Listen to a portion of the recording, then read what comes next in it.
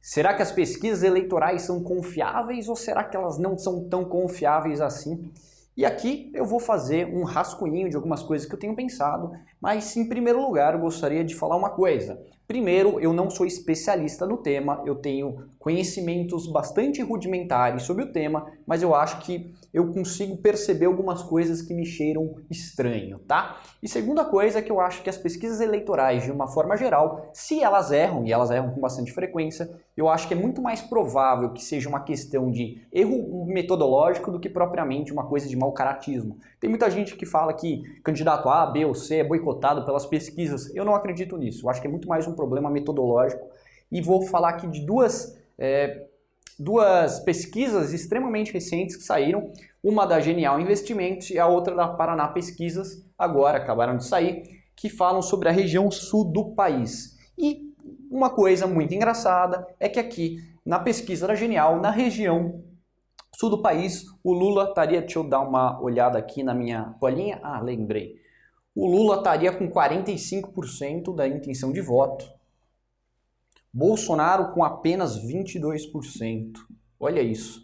Ou seja, de acordo com a Genial Investimentos, o Lula estaria na região sul, que é considerada uma região onde o Bolsonaro vai bem, o Lula estaria com mais do dobro da intenção de voto do que o Bolsonaro.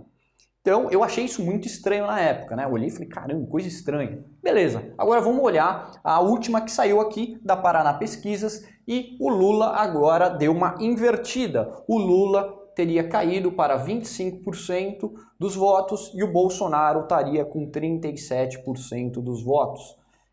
A metodologia por trás dessas duas pesquisas me parece ser similar. Ambas delas utilizam um negócio chamado PPT, que é proporção, deixa eu até ver o nome aqui, probabilidade proporcional ao tamanho para o sorteio das cidades. E eu quero comentar um pouquinho disso, porque eu acho que isso daqui pode justificar um pouco dessa discrepância gigante que está tendo entre essas proporções. Porque uma das duas pesquisas, para mim, está errado. Não tem como as duas estarem certas ao mesmo tempo. Podem ser que as duas estejam erradas, ou uma ou só a outra, mas as duas eu acho que não podem ter um erro desse tamanho, principalmente porque não aconteceu nada demais nesse último tempo. A própria candidatura do Moro aumentou muito pouco depois que ele se filiou ao Podemos, o Ciro de 2 foi para 3, está muito parecido, eu acho que isso aqui não é tanto um problema. Embora eu acho que o Ciro Gomes ele é um pouco prejudicado nessa metodologia e eu vou explicar por quê. O Ciro Gomes eu acho que ele é prejudicado. Não o Ciro Gomes em si, mas candidatos muito urbanos eu acho que eles potencialmente podem ser prejudicados, beleza? Então isso aqui para mim não pode ser verdade as duas coisas ao mesmo tempo. Não tem como, numa pesquisa da Genial Investimentos, por exemplo, o Lula está na região sul com 45%, na outra do Paraná Pesquisas está com 25%, o Bolsonaro não pode estar com 22% numa e 37% na outra. Para mim isso daí não pode estar certo de jeito nenhum, tá? E muita gente fica reclamando do tamanho das amostras, falando, como que você pode confiar numa pesquisa onde entrevistou tantas pessoas? O tamanho da amostra não é tão relevante. Em geral, é muito mais relevante a qualidade da sua amostra do que propriamente o tamanho dela. Eu prefiro ter uma amostra de 1000 pessoas extremamente bem selecionadas do que 1 milhão de amostras extremamente ruins, extremamente viesadas, beleza? Então isso aqui foi mais ou menos uma coisinha que eu quis comentar e agora eu vou usar o exemplo do Rio de Janeiro só para exemplificar como que eu acho que esse método, né, que é a primeira parte do método, se eu bem entendi, de sorteio de cidades pode causar um viés bastante grande e eu acho que ele causou um viés em pelo menos uma dessas duas aqui, beleza? Vou apagar aqui e eu já volto. Vamos dar uma analisada agora nos dados de 2018 na região do Rio de Janeiro, estado do Rio de Janeiro. Então eu quero comentar aqui rapidinho aquele PPT, né? Que é a proporção, que é probabilidade proporcional ao tamanho, né? Então quanto maior a cidade em termos populacionais, maior a chance dessa cidade ser escolhida para ser feita a pesquisa. Mas o que eu vou argumentar é que não só para isso, mas em muitas coisas é que pessoas diferentes votam diferente, pessoas que moram em lugares diferentes votam diferentes. Então muitos candidatos são extremamente de nicho. Eu argumento que o PSOL é um partido muito de nicho, Ciro Gomes ainda é um cara muito de nicho, tirando o Ceará. Ceará ele não é um cara de nicho. mas tirando o Ceará, o Ciro Gomes é um cara de nicho. O PSDB, de grande parte, é um partido de nicho, assim como o PSOL, então eles têm uma certa dificuldade em conseguir eleger candidatos à presidência da República e podem estar sendo subestimados nas pesquisas eleitorais. Eu vou explicar um pouquinho aqui melhor por quê. Beleza? Então, analisando aqui o Bolsonaro em 2018, no Rio de Janeiro, ele recebeu na capital, no Rio de Janeiro, aproximadamente 58% dos votos. Em São Gonçalo, que é a segunda maior cidade do estado do Rio, cidade grande, mais de 1 milhão de habitantes, aproximadamente 60%? 60%. Duque de Caxias também é uma cidade com aproximadamente 1 milhão de habitantes, ou seja, cidade grande, aproximadamente 61%. Nova Iguaçu também, cidade grande, quarta cidade mais populosa do Rio Grande do Rio de Janeiro, aproximadamente 65% dos votos no primeiro turno aqui, a eleição do Bolsonaro em 2018, tá? Então, algumas coisas.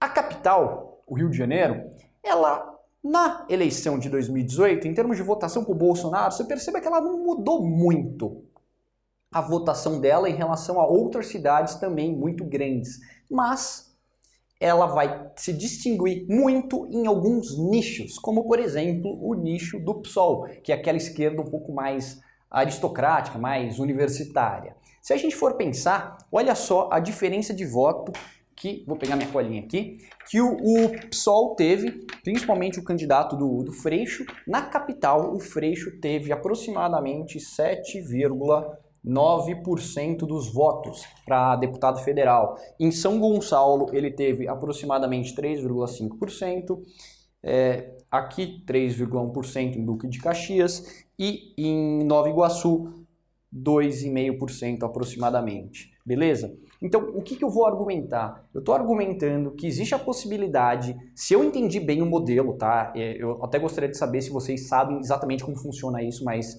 à primeira vista não me cheira bem. Eu queria saber o que pode acontecer se por algum acaso, na hora de você sortear as suas cidades, e se você não sortear a capital, por algum motivo.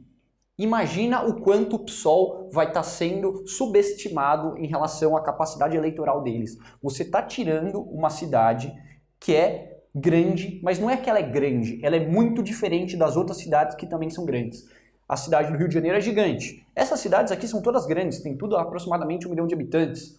Então, por mais que você seja um homem de 40 anos, de classe média de São Gonçalo, ou um homem de 40 anos, branco, de Duque de Caxias, e você for comparar esse mesmo extrato social com um cara da capital, você é pessoa diferente. Então, você pode estar subestimando alguns tipos de voto de nicho. E eu acho que nisso o Ciro Gomes pode estar sendo prejudicado. Eu acho que nisso até o Moro pode estar sendo prejudicado, principalmente no Nordeste. Se por um acaso ele não foi sorteado em algumas capitais do Nordeste, eu acho que ele também pode estar sendo subestimado. E eu acho que isso daqui é uma coisa que eu ainda não consegui entender como é que eles resolvem, beleza? Então, pessoas diferentes votam de jeitos diferentes. Ciro Gomes tem um grande problema que ele é um cara de nicho. O Moro, menos esse problema, mas eu também acho que ele tem esse problema de nicho. E perceba aqui, quando você está pegando cidades onde a pessoa que mora nesses lugares são bastante diferentes pessoas daqui, desses lugares, mas em termos de voto do Bolsonaro, teve uma intenção de voto bastante grande, bastante similar. Então, por mais que as pessoas sejam diferentes, elas tenham valores diferentes, elas meio que concordam com relação à candidatura de uma certa pessoa. Ou seja, o Bolsonaro em 2018 não foi um candidato de nicho. E qualquer pessoa que quer ganhar do PT em 2022 não pode ser um cara de nicho. E todos os candidatos que eu tenho visto hoje têm muito essa dificuldade. Talvez hoje o Moro seja um...